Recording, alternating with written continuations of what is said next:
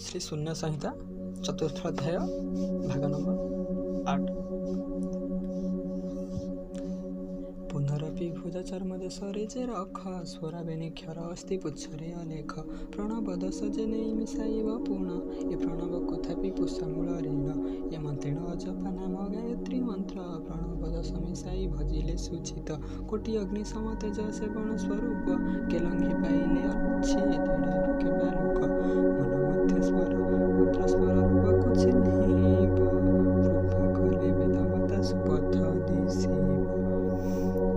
जे करिब वेदमाता गायत्री रे माया कपाट फिटिब शब्द स्मृति शपथ ब्रह्म जेणु प्रकाश होई आसे दश दिग तेणु करि निर्मल प्रकाशे चक्षुनाशा मुख कर्ण शिशुमुना घेनी छंदमान बसिछन्ति जोगी शब्द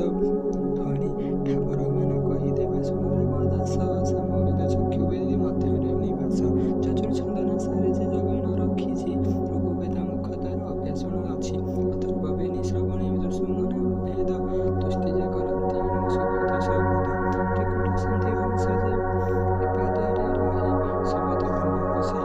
करुथाय क्षणे क्षणे पद चाहि शब्द करई आठ श्रोता से बेल संसारई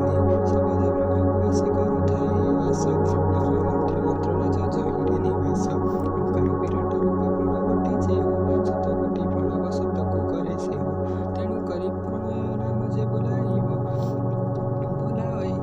शब्द ब्रह्ममूल ध्यान करता से एणुकरी सबुठारे अटई प्रधान जानती सुज्ञानी न जानती मूल जान सूर्य चंद्र पेनेत्र हंति प्रकाश दर्पण धरिण शशि सूर्य ज्योति दृश्य पंचाग मात्रा अक्षर दिग आदि करी संवत्सर आदि तिथि दिन सरी ऋतुजान अयन जुग वेद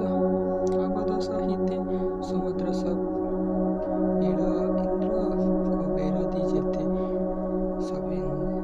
शब्द ब्रह्माश्रित अच्छी निशब्द हरिण जे कहीनते शांति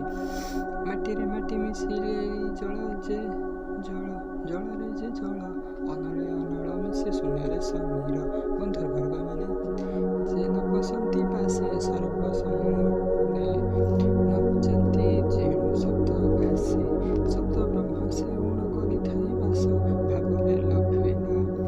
दिन अच्युत जे दास इति श्री गुरु शून्य संहिता श्री गुरु